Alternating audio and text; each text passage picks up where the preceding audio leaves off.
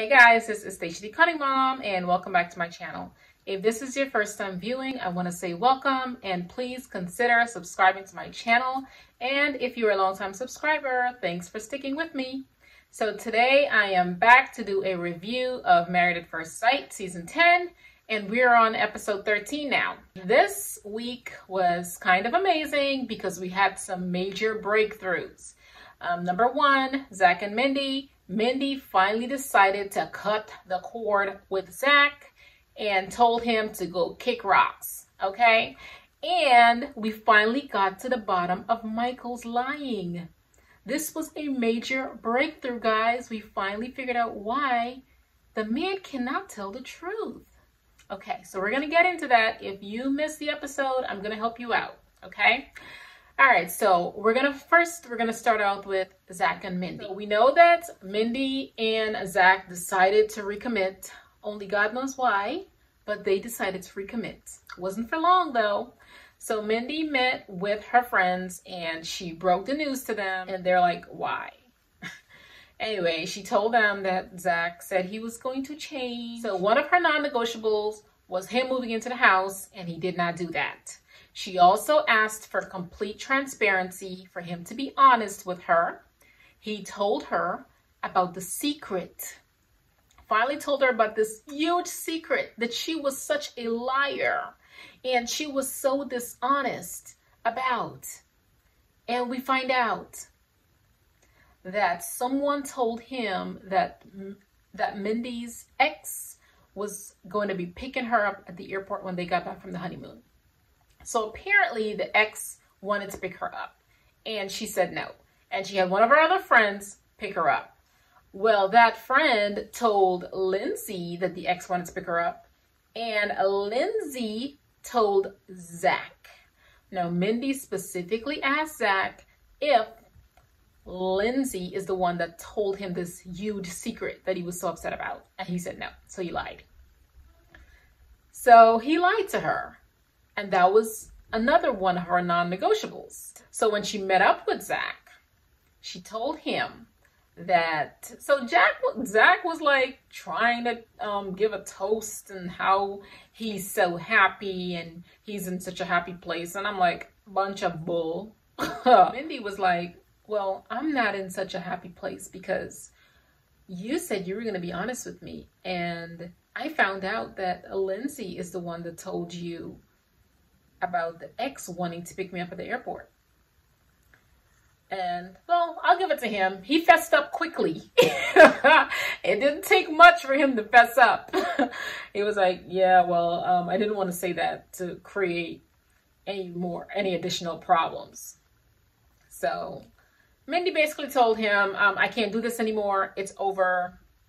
You're out of here. You can leave your keys and go. And we're done. I don't want to see you anymore. It's over. And I was like, yes, finally. I'm like, I am so over Zach. I'm over seeing him. He is a waste of airtime, okay? A waste of space. Keep moving. Just keep moving. So Mindy decided to have a divorce party. Girlfriend was married for like 5 weeks, 6 weeks. Having a divorce party, but hey, whatever floats your boat, have your party, enjoy yourself, enjoy your time, be happy that Zach is gone, and then he can go call Lindsay and the two of them can have their little thing that they have going on the side. Now she is free to talk to Zach, and then he can break her heart. Bye-bye, Zach. I hope I never see you on TV again. So, when Dr. Viviana met with Mindy, Dr. Viviana was so happy. She was like, okay, so tell me how you're feeling before I get this huge smile on my face. She was just happy that Mindy finally stood up for herself and just stood her ground to not accept the bull that Zach was feeding her. I really hope they don't air any more episodes with Zach because then he's getting what he wanted. He is getting to be on TV, which is all he wanted. And one thing I think these experts need to do, as important as it is to find couples that match spiritually and emotionally and on all these different levels, it's also important for them to weed out the people that just want some TV time. It's very important to weed those people out as well, and not allow another person to invest their feelings into someone that really are not even there for them. Like that's emotional turmoil on someone. So they need to do a better job at that. They will have to do a better job at that. Last season, they had that issue with the basketball player. Forgot his name. I really don't even want to say his name. And then now we have Zach and possibly Taylor. Possibly Taylor. The jury's out on her, but I really do think Taylor just wants TV time as well. So we're going to move on to Mika and Michael. Now, Mika and Michael are discussing finances. She still does not know how much Michael makes. So she asked him again, and then he shows her an offer letter. And the offer letter has all the gross salary and all the deductions and everything, and then the net take-home pay. And she's like, usually an offer letter doesn't have this much details. It just has what your base salary is, your monthly or bi-weekly or whatever. It usually have your base salary. How do they even know what your deductions are going to be? How do they know how many dependents you're going to have? How would they even know what medical plan you're going to choose? Like, how does it have all that? And Michael was just like, well, I mean, I guess they're assuming that Amika's like, no, it doesn't make any sense. Okay. So then I don't know how much time passed before she asked him again, just write down what your salary is. And he wrote down a number and Mika just flipped. She was like, look, I'm done. I can't do this. The number just keeps getting lower and lower. I don't know why the man cannot just tell me the truth. Okay, I'm sorry to laugh, but it's laughable. It's laughable that this man can't just speak the truth. He just cannot just be honest. It's all she's asking for. She shouldn't have to put up with that. Just be honest. So Dr. Viviana came over because Mika, she was done. She really was done. She was like, do you want a man like that? Like, you can have him. Like, I'm not going to subject myself to this. So Dr. Viviana came over and she was basically like, she was trying to get to the bottom of it, right? And then Michael broke down. Like, he really needs help. He needs help. He has issues from childhood that is just like, that's following him, right? So he told them that he has abandonment issues from his mother. And he told them that he would make up stories about his family because he didn't have that family, that typical household that I guess the other kids had. And he would just make up these, he said he would create these narratives about his family, and he would tell people that to make him look good, you know, like what he wished, basically what he wished his life would be. And he continually did that, and he feels like it has followed him into adulthood because now he is making things up to make himself look better. And Mika didn't help in this situation because she said in the beginning when they were discussing salary, she basically said that she needs a man that's making more than her because she's tired of carrying the weight in the relationship, right? So, I mean, if that's how she feels, that's how she feels. I personally don't agree with that, but if that's how she feels, then that's how she feels. And I'm sure that Michael making less than her, that just perpetuated that insecurity that he already has. So he made up the fact that he got this other job and he's making more than her, and apparently created a fake job offer letter. So does he really have a job? So, okay, so my question is the offer letter fake, like completely fake, that he made up having this job? Or did he alter it to increase his salary. So that's the question. I mean, she should know if he's going to work or not. She lives with him. So is he actually going to work? Or I don't know. So Mika met with his sister. She was telling his sister some of the issues that they're having, trying to get a sense of, you know, of who he is. And the sister was basically like, yeah, he's a little different. He needs someone that can help him to change. So they already know this stuff.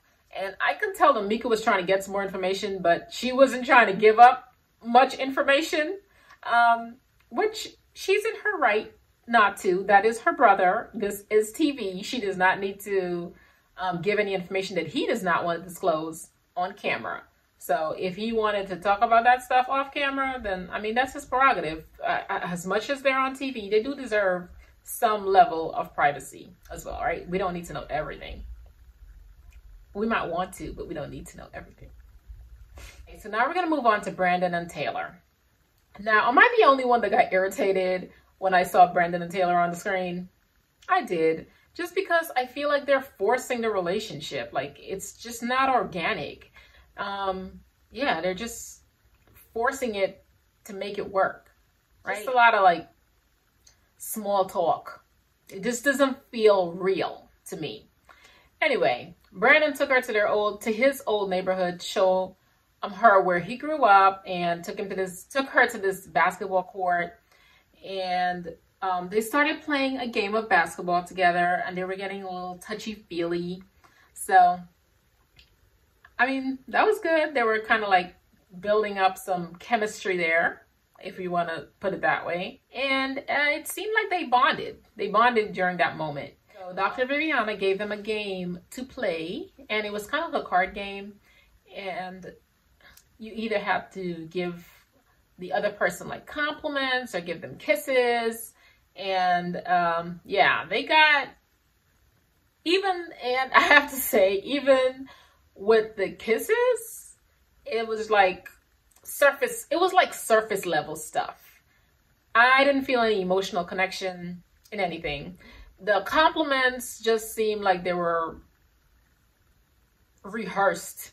I don't think they rehearsed it, but it just seemed, nothing about the relationship seems genuine to me. And I don't know why they're continuing to force this thing. So I'm going to move on from them. I'm just going to move on. Okay, so now we're going to talk about Jessica and Austin. So they've been doing well, but this week, Jessica found out that Austin needs to travel for work, and she was not very happy about that. So apparently Austin, when he goes on travel, sometimes he'll have to go for like up to 10 days, but he does get advance notice. And when Jessica found out, she did not react very well to it. So when they met with Dr. Vivian, she expressed how she pretty much told Dr. Vivian how she reacted, and she was kind of ashamed of that. So I think she was embarrassed by the way she acted. She said she wasn't very supportive of him. I mean, it's his job. She knew that he would have to travel for work sometimes. So I don't know, I guess, you know, that kind of stuff takes adjustment in relationship. And Austin was even explaining to her that, you know, it's just the beginning. It's going to be tough in the beginning, but we'll learn to deal with it. You know, as we learn more about each other, as we form a family or whatever, we'll just learn how to deal with it, and it'll get a little bit easier. And that's right. And he was right about that. Dr. Viviana brought up the love discussion. And she asked if they have said it and if they are there. And she was really trying to force Jessica to talk about it, because she told Jessica to bring it up and Jessica did not. So she was trying to pull that out of her so she can be more vulnerable. And Jessica said that she's afraid to say it because she doesn't know how he feels, and she doesn't want to be like disappointed or let down, right? And she said that she's there. She feels like she does love him. She's already there. And Austin said, I mean, I understand why she didn't want to say it, because it's like you tell somebody you love them and they just look at you.